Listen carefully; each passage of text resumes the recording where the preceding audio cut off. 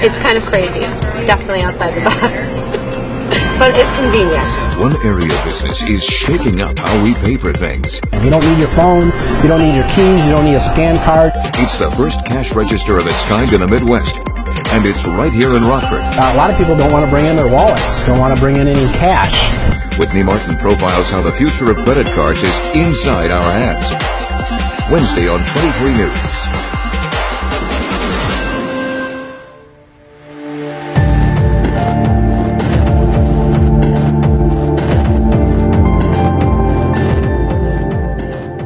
Has been bringing you continuing coverage of the global refugee crisis and the impact on the United States. Some experts say potential refugees go through intensive screening with multiple agencies looking for biographic and biometric information. I found out that agencies will check the name and date of birth of the refugee who's applying. Officials will also check fingerprints, checking to see if someone has a criminal record or if they've applied for a visa elsewhere.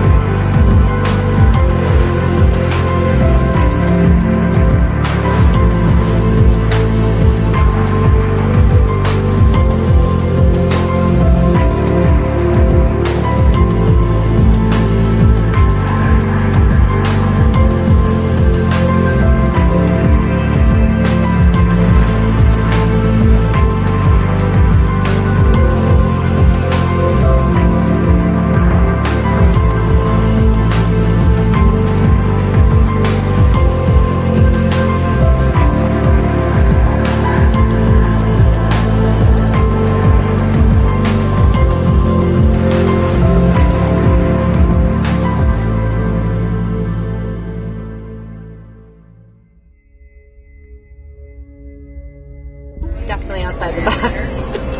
But it's convenient. One area of business is shaking up how we pay for things. You don't need your phone, you don't need your keys, you don't need a scan card. It's the first cash register of its kind in the Midwest. And it's right here in Rockford. A lot of people don't want to bring in their wallets, don't want to bring in any cash. There are challenges with privacy. How many ever worry about your privacy online? Yeah, big data is great, but of course it's a form of soft surveillance. I don't know if you saw this over here, but recently in Europe, Samsung Television warned the users of its smart TVs, did you see this? And said, please be aware that our voice recognition technology can record private conversations in your living room, and because that information then is stored in the cloud, it can be accessed by third parties. Talk about George Orwell. We now have the Epicenter workstation in Sweden, which is encouraging its workers to have a microchip placed under their skin. They say that this will allow people to use the security doors, it allows them to use the photocopy machine, it allows them to pay for lunch at the canteen, all using the microchip. It sounds convenient. The problem is, though, that any programmable device is, in theory, hackable. So we have to think, do I want my body to become a hackable device?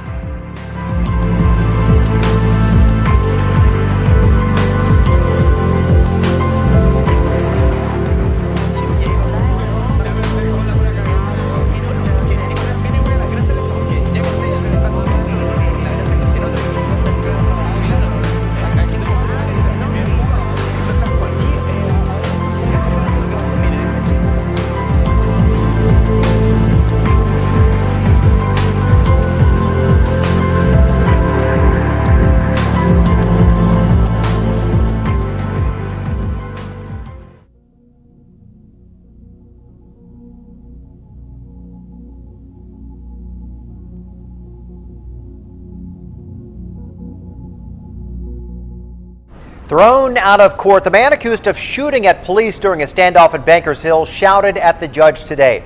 10 News reporter Candace Crone is live with what the family told her at the hearing. Candace, this was bizarre. I stand for a new world order. Titus Colbert refused to acknowledge he understood his constitutional rights at his hearing Friday. He's charged with attempted murder on 3 peace officers and 3 counts of possession of a firearm by a convicted felon.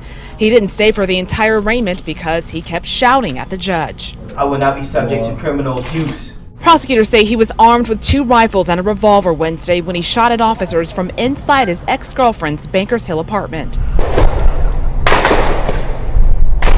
Investigators say at one point he threw 2 guns out of the window. Authorities say they found 17 shell casings inside the apartment, but it's unclear exactly how many shots were fired.